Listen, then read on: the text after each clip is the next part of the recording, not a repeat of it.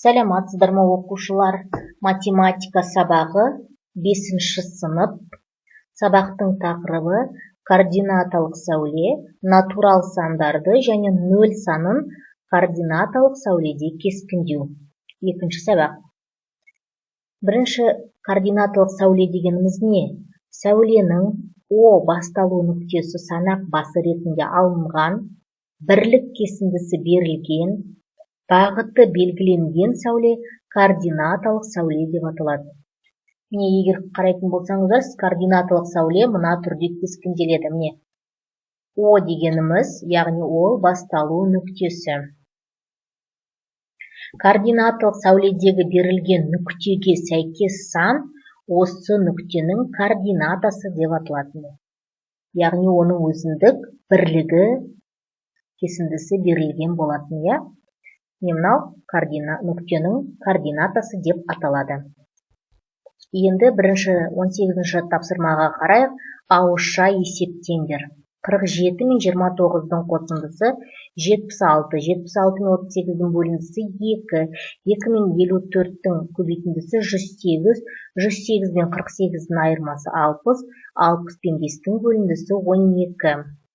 Келесі, 30 мен 7-ның көбейтіндісі 210, 210 мен 90-ның айырмасы 120, 120 мен 8-дің бөліндісі 15, 15 пен 55-дің қосындысы 70, 70 пен 14-дің бөліндісі 5. 90 мен 5-дің бөліндісі 18, 18 пен 27-ның қосындысы 45, 45 пен 3-дің көбейтіндісі 135, 135 пен 55-дің айырмасы 80, 80 мен 16-ның бөліндісі 5. Соңғысында дәл осыған сәйкес шығарасыздар. Келесі 19-шы тапсырма. Координаталық сәуледе А, Б, С және Д нүктелеріне қандай сандар сәйкес келеді? А, Б, С және Д нүктелерін координаталарымен жазыңдар. Енді кәне бәріміз бірге жазып көрейік. Яғни нүктелеріне қандай сандар сәйкес келеді? Міне 1 деп тұр, ендеше бұл жерде бізде 2, 3 болады, иә? 4, 5, 6, 7. Енді кәне көрейік. Яғни біріншісінде А бізде 2-ге тең, Б 4-ге, С 5 және Д 7. Екінші, яғни координатаға қарайтын болсақ, координаталық сәуледе бұнда да дәл солай. Міне қараңыздар. Одан бастап Аға дейін 5, яғни 5 бірлік 5. Мына жерде ендеше 10, 15, 20, 25 болады. Мына жерде 30, 35, 40. Енді көрейік. А бізде 5, Б 15, С 25, Д 40. Келесі 20-шы тапсырма. Бірлік кесінді ретінде ұзындығы 1 см кесіндіні алып, координаталық сәуле сызыңдар. Оның бойында 2, 6, 8 және 9 сандарын кескіндейтін А, Б, С және Д нүктелерін белгілеңдер. ОА, ОБ, ОС және ОД кесінділерінің ұзындықтарын сантиметр есебімен табыңдар. Міне, мынау бізде координаталық сәуле, яғни ол Одан басталады. Бірлік кесінді ретінде 1 сантиметр аламыз. 1, 2, 3, 4, 5, 6, 7, 8, 9 дейік. Енді 1 сантиметр, оның бойында 2 дейік. 2, 3, 4, 5, 6, 7, 8 және 9. Енді соған сәйкес әріптерді белгілейміз, яғни ол А, Б, С және Д. Енді кәне жазып көрейік. Не? ОА 2 см, ОБ 6 см, ОС 8 см, ОД 9 см. Келесі 21-ші тапсырма. Бірлік кесіндісі дәптердің 2 тургөзінің ұзындығына тең координаталық сәуле сызыңдар. Координаталық сәуле бойынан бірінші А4 және Б8, екінші А3 және Б11 нүктелерін белгілеп, АБ кесіндісінің қақ ортасындағы С нүктесінің координатасымен жазыңдар деп. Енді қарайық, міне, біз сіздермен бірінші координаталық сәуле сызамыз. Енді екі торгөз дейді. Енді екі торгөзден міне сызып көрсетсек.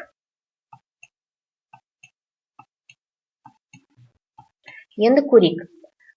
Координаты бұл бізде О болады. Координат сәуледен А4, яғни А4-ті белгілейміз. Одан кейін Б8, 5, 6, 7, 8. 8. Енді былай деді. А, Б кесіндісінің қақ ортасындағы С нүктесін дейді. Енді қақ ортасы деген не 1, 2, мына жақтан 1, 2. Яғни ортасы мынау. Бұл С нүктесі. Енді сонда бұл жердегі С нүктесінің координатасын жазыңдар дейді. 4, 4-тен кейін 5, мұнда 6. Ендеше қақ ортасындағы С нүктесі бізде нешеге тең? 6-ға тең. С6. Екіншісін көрейік. А3 және Б11 дейді. Міне А3 дегеніміз. Міне мынау болады. Осыған сыза берейік. А3 дейді мынаны. Және де Б11. Мұнда 9, 10, 11 дейік. Егер сызатын болсақ, мына 11. Енді қақ ортасын табу керек біз. Көрейік. 1, 2, 3, 4. Мына жақтан 1, 2, 3, 4. Ендеше оның қақ ортасы С7 болады. Келесі 22. Табақшалы таразы мен кіртастарын пайдаланбай 12 килограмм қантты қалайша массалары 9 килограмм және 3 килограмм болатындай бөліктерге бөлуге болады. Ол үшін балалар бірінші 12 килограмм қантты 2 кіртасқа тең қылып бөлеміз. 12-ні 2 бөлгенде 6 килограммнан. Одан кейін бір 6 килограммды аламыз да, оны да қайтадан тең 2 таразыға бөлеміз. Сонда 3 килограммнан шығады. Оның алдында қалған 6 килограммға 3 килограммды қосатын болсақ 9, және де өзі қалған 3 килограмм болады. Яғни кіртасты пайдаланбай, біз сіздермен осылай өлшей алады екенбіз. 23-ші тапсырма. Алдаркөсе 80 метр минут жылдамдықпен Шығайбайдың үйіне келе жатыр. Координаталық сәуледе Шығайбайдың үйі А нүктесімен кескінделген. Мұндағы бірлік кесінді 40 метрге сәйкес. Оқушылар бұл жерде кітапта қателік кеткен. А нүктесі деген үстіне мынау болуға тиіс еді. Бұл жерде бізде кішкене басылымда дұрыс шықпай қалған. Енді қарайық. Сонда бізде А, яғни мынау жүрген жолы, бұл 320-ға тең. Енді ол 80 метр минуттан жүреді екен. Ендеше біз білеміз уақытты табу үшін қашықтықты бөлеміз жылдамдыққа. 320-ны бөлеміз 80-ге тең болады 4 минут. Жауабы Алдаркөсе 4 минутта жетеді. 24-ші тапсырма. Суреттегі баланың тұрған орнына және оның итінің тұрған орнына сәйкес нүктелердің координаталарын табыңдар. Егер бірлік кесінді 30 метрге тең болса, олар неше метр қашықтықтан бір-біріне қарсы жүгіріп келеді. Енді бала мен ит неше секундтан соң кездеседі. Шешуіне қарайық. Яғни біз бірінші координаталық сәуледегі бөліктер саны 1, 2, 3, 4, 5, 6, 7, 8, 9, 10, 11. 11 болды. 11-ді, яғни оның бірлік 30 метрге тең. 11-ді 30-ға көбейтсек 330. 330-дан мынау баланың тұрған нүктесін қарап аламыз. 1, 2, 3, яғни 90. 330-дан 90-ды азайтамыз 240 метр. Ендеше мынау ит пен баланың арасындағы арақашықтық 240 метрге тең. Енді уақытты табу үшін 240-ты бөлеміз. Баланың жылдамдығы 3 метр секундына, иттікі 5 метр секунд. Яғни қашықтау жылдамдығыны 5 пен 3-ті қосамыз. 240 бөлінген жақшаның ішінде 5 қосу 3 жақшаны жабамыз, тең болады. 5-ті 3-ке қосамыз 8, 240-ты 8-ге бөлеміз, тең болады 30 секунд. Жауабы олар бір-біріне 240 метр ара қашықтан жүгіріп келеді. Бала мен ит 30 секундтан кейін кездеседі. Келесі 25-ші тапсырма. Шегірткенің секіру қозғалысы координаталық сәуле бойында кескінделген. Шегіртке координаталық сәуле бойымен А3 нүктесінен солға қарай 2 бірлік кесіндіге секірген соң, оңға қарай 5 бірлік кесіндіге секіреді. Шегіртке осылайша қозғалысты жалғастырады. Шегіртке координатасы 2, 4, 5, 7, 9 және 12 нүктелерінің қайсысында болады? Жауабы 7, 9, 12 деген нүктелерде болады. 26-шы тапсырма. Ертедегі орыс есебі. Әкесі балаларына ақша берді.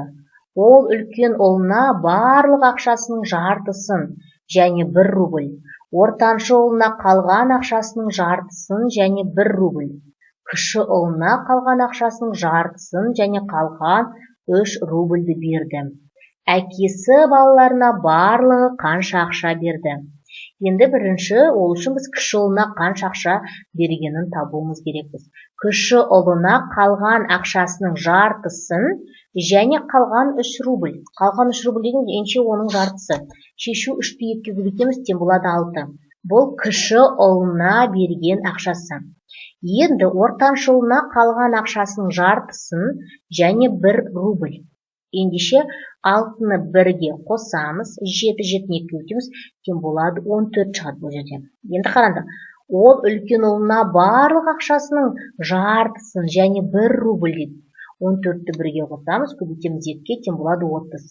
Сонда жауабы әкесі балаларына барлығы 30 рубль берді. Енді тексеріп көрейік. Егер оларда барлығы 30 рубль болса, енді басынан бастап оқиық. Ол үлкен ұлына барлық ақшасының жартысын, яғни 30 рубльді жартыға бөлеміз.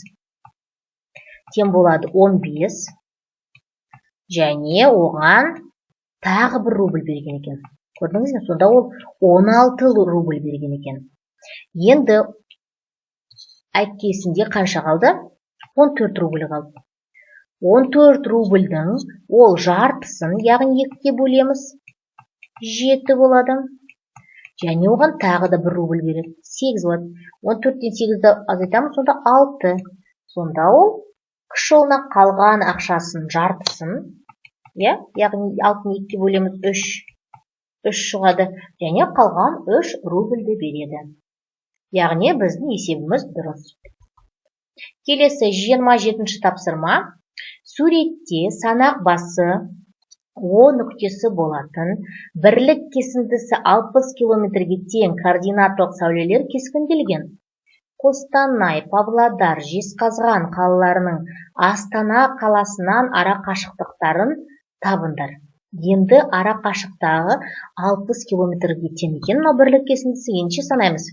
1, 2, 3, 4, 5, 6, 7, 8, 9, 10.